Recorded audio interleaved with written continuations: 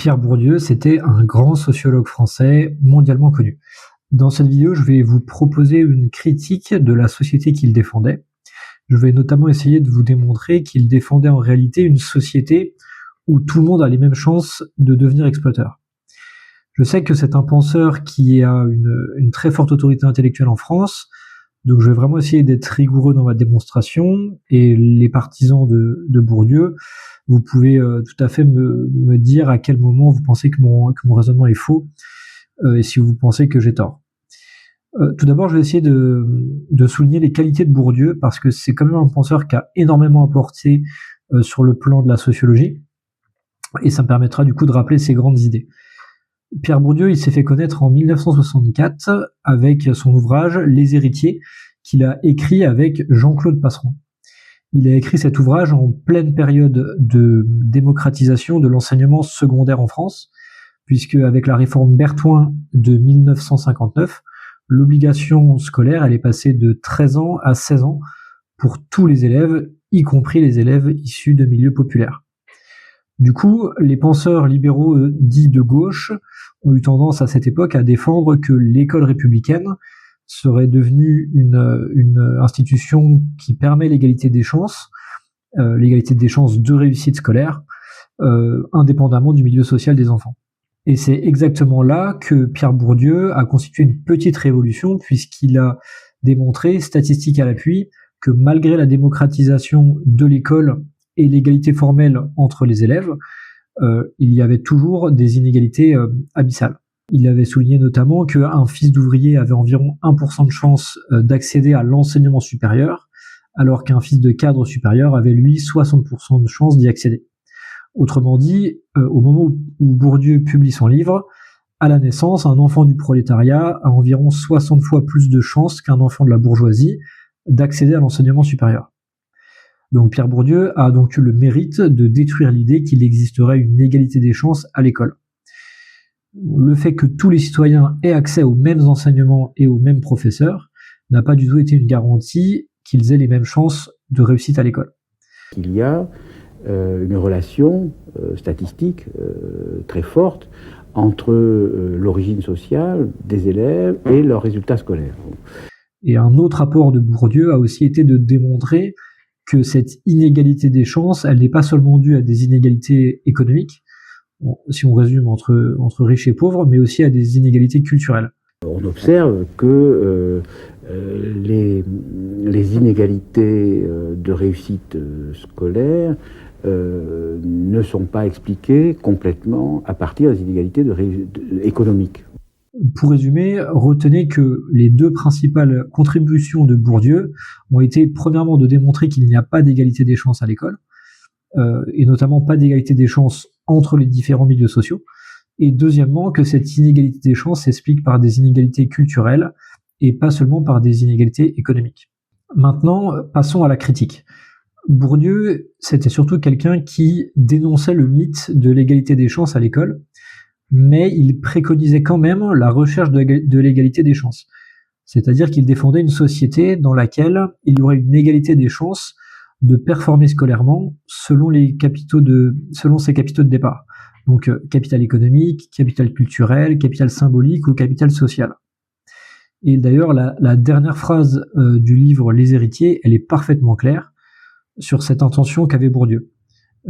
Il faudrait, je cite, neutraliser méthodiquement et continuellement l'action des facteurs sociaux d'inégalité culturelle. Pour le dire simplement, il préconisait une société dans laquelle un fils d'ouvrier aurait les mêmes chances qu'un fils d'ingénieur de réussir scolairement. Concrètement, selon lui, s'il y a 20% d'ouvriers dans la société française, dans la population française, et 4% d'ingénieurs, il faudrait qu'il y ait 20% d'enfants d'ouvriers et 4% d'enfants d'ingénieurs parmi les élèves des grandes écoles. Et pour être tout à fait exact, Bourdieu refusait que l'on atteigne cet idéal par la discrimination positive. En fait, il défendait l'égalité des chances par l'amélioration des méthodes et de la pédagogie à l'école, plutôt que par la représentation imposée. En gros, sa société idéale, c'est une société où la pédagogie à l'école conduit à ce que la réussite scolaire notamment l'accès aux grandes écoles comme l'ENS, comme Polytechnique, etc., soit représenté de manière égalitaire selon les milieux sociaux. Son idéal, c'est une société où les différentes catégories sociales seraient représentées de manière proportionnelle dans toutes les professions. Selon lui, cela serait la seule véritable preuve d'une non-reproduction sociale. Mais il y a 2 problèmes avec cette société que Bourdieu préconise. Le premier problème, c'est que selon lui, l'égalité des chances à l'école serait un objectif possible et pertinent. Or, en réalité, je vais essayer de vous montrer que ce n'est ni possible ni pertinent. Cela n'est pas possible car même si on réussissait à égaliser les chances de performer à l'école selon son milieu social, cela ne ferait que déplacer le curseur vers d'autres déterminants. Par exemple, même dans l'hypothèse d'une égalité socio-économique parfaite, l'inégalité des chances à l'école persisterait en raison des différences de capacités cognitives. Je rappelle que toutes les études scientifiques démontrent que la réussite scolaire, elle est très liée à l'intelligence, pas uniquement, mais en bonne partie liée à l'intelligence, et que l'intelligence est aussi en bonne partie liée à la génétique. Au final, ce que je veux dire, c'est qu'il est impossible d'égaliser les chances de réussite entre les individus. C'est vrai qu'il est possible d'égaliser les chances de réussite entre les groupes sociaux, donc en faisant des moyennes, par exemple entre les enfants d'ouvriers et les enfants de cadres supérieurs, mais il n'est pas possible d'égaliser les chances de réussite entre les individus. Si un individu A a réussi alors qu'un individu B a échoué, c'est forcément que l'individu A a été avantagé d'une manière ou d'une autre par l'individu B. Et cela même s'ils sont dans le même milieu social, même s'ils sont issus de la même classe sociale. Par exemple, si ce n'est pas le milieu social qui va causer la réussite de A par rapport à B, ça va être, comme je disais, les capacités cognitives. Si c'est pas les capacités cognitives, ça pourrait être d'autres facteurs, par exemple la capacité de travail, la capacité à faire des efforts. Mais en tout cas, il y aura toujours un déplacement d'un déterminant vers un autre. Donc en fait, ce que je veux dire, c'est que l'égalité des chances entre les individus, elle est impossible. C'est pour ça que l'égalisation des chances d'être performant à l'école est impossible. Dans le meilleur des cas, on peut seulement sauver les apparences en réduisant le poids de l'origine sociale. La première chose que l'on peut reprocher à Bourdieu, c'est donc d'avoir cherché à sauver l'égalité des chances comme objectif en préconisant des réformes scolaires. En fait, il préconisait une société où on dissimule l'inégalité des chances. C'est vrai qu'il a eu raison de démontrer l'inexistence de l'égalité des chances à l'école, mais il aurait dû aussi démontrer qu'elle est inatteignable, plutôt que de sous-entendre que ça resterait un objectif possible et souhaitable pour la société. Pour résumer, notre première critique, c'est de dire que Bourdieu préconise une égalité des chances entre les groupes sociaux, tout en acceptant l'inégalité des chances entre les individus, notamment entre les individus d'un même groupe social. En gros, ma critique, c'est que même si les fils d'ouvriers avaient les mêmes chances de réussite que les fils de cadres, on n'aurait rien réglé au problème que certains fils d'ouvriers seraient avantagés par rapport à d'autres fils d'ouvriers s'ils ont plus de capacités cognitives, s'ils ont plus de capacités de travail, etc. Donc du coup, ça va nous permettre de passer au deuxième problème, à la deuxième critique de la société qui est préconisée par Pierre Bourdieu. En voulant une égalisation des chances selon les milieux sociaux, Bourdieu masque le véritable problème, qui est selon nous l'exploitation. Si on caricature un peu, Bourdieu nous dit que tout le monde devrait avoir les mêmes chances de devenir exploiteur. Mais est-ce que la société serait vraiment meilleure si les fils d'ouvriers devenaient exploiteurs et si les fils de cadres devenaient exploités? C'est exactement ça que je reproche à Bourdieu, en fait. C'est que il a tendance, en fait, à militer pour l'égalisation des chances de devenir exploiteur plutôt que pour la fin de l'exploitation. Et là, il faut que je m'explique et que je sois précis. Sur cette chaîne, en fait, je dénonce la disproportion qu'il peut exister dans certaines professions entre l'effort et les revenus, l'effort produit et les revenus générés par la profession en question. Et cette disproportion, elle est intrinsèquement liée au libéralisme, au fonctionnement de l'économie, mais elle n'est pas liée à l'organisation de l'école.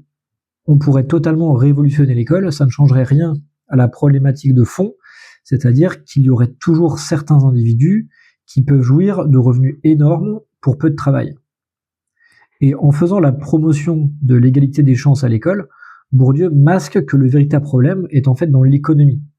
J'insiste encore, tant qu'on a dans l'économie des positions qui permettent une disproportion entre le revenu et l'effort, alors l'égalité des chances à l'école, c'est juste une manière de militer pour que tout le monde ait les mêmes chances de devenir exploiteur. C'est donc incohérent. Et donc c'est pour ça que le véritable problème, ce n'est ni l'inégalité des chances, ni l'école, mais l'existence de positions d'exploitation dans l'économie. Et c'est ici que se situe la plus grosse erreur de Bourdieu, selon moi. En fait, il n'a jamais remis en question la réussite sociale telle qu'elle nous apparaît aujourd'hui. En gros, il a observé que dans la société, la réussite sociale, elle passait par les grandes écoles, par l'ENS, par Polytechnique, etc. Et donc, il a critiqué le fait que tout le monde n'ait pas les mêmes chances d'accéder à ces écoles. Mais le reproche qu'on peut lui faire, c'est qu'il aurait dû aller plus loin et remarquer que ce qui rend attractif ces grandes écoles, c'est l'accès à des métiers qui permettent d'avoir des revenus très supérieurs au travail que ces professions impliquent. Et s'il avait fait ça, la déduction logique, ça aurait été que le problème n'est pas l'inégalité des chances à l'école, le problème c'est la disproportion entre les revenus de certaines professions et l'effort qu'elles nécessitent. Et donc du coup, s'attaquer au problème, ça passe par s'attaquer au fonctionnement de l'économie, au fonctionnement du marché libre, à la régulation du marché libre, mais ça passe pas par une intervention au niveau de l'école, ou en tout cas pas seulement.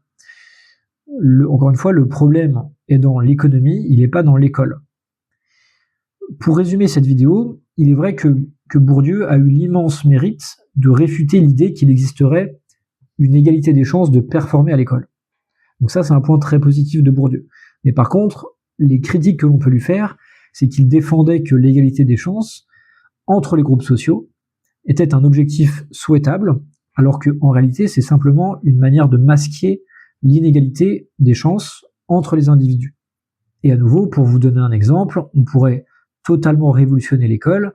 Un individu qui est atteint de déficience intellectuelle, par exemple, il n'aura malheureusement jamais les mêmes chances de performer à l'école par rapport à ses camarades qui n'ont pas ce handicap. Et ça changera jamais. On peut rien y faire d'une certaine manière. En fait, le problème, ce n'est pas qu'il n'ait pas les mêmes chances de performer à l'école, parce que ça, c'est inévitable, malheureusement. Le problème, c'est que dans sa vie professionnelle future, pour un effort identique, pour un effort utile à la société, il n'obtiendra pas les mêmes revenus. Autrement dit, le problème, ce n'est pas que, par exemple, l'enfant HPI, donc haut potentiel intellectuel, qui est en plus, admettons, fils de cadre supérieur, etc., ait plus de chances de performer à l'école, parce que ça, c'est logique et c'est presque inévitable. Le problème, c'est que pour un effort moindre, cet enfant qui, lui, va être avantagé parce qu'il a des capacités cognitives, parce qu'il est issu d'un milieu favorisé, lui, il va accéder à des professions qui vont lui donner des revenus très supérieurs à l'effort qu'il va fournir ou qu'il a fourni. Pour conclure, le problème, ce n'est ni l'école, ni l'égalité des chances. Le problème, c'est surtout que le libéralisme conduit à enrichir certains individus de manière disproportionnée par rapport à l'effort utile qu'ils ont investi. Et le problème principal, selon moi, chez Bourdieu, c'est qu'il cherche à donner à tous les mêmes chances de devenir exploiteurs, plutôt que de chercher à mettre fin à l'exploitation. Et en fait, en gros, il s'attaque à l'organisation de l'école, alors qu'il devrait plutôt s'attaquer à l'organisation de l'économie.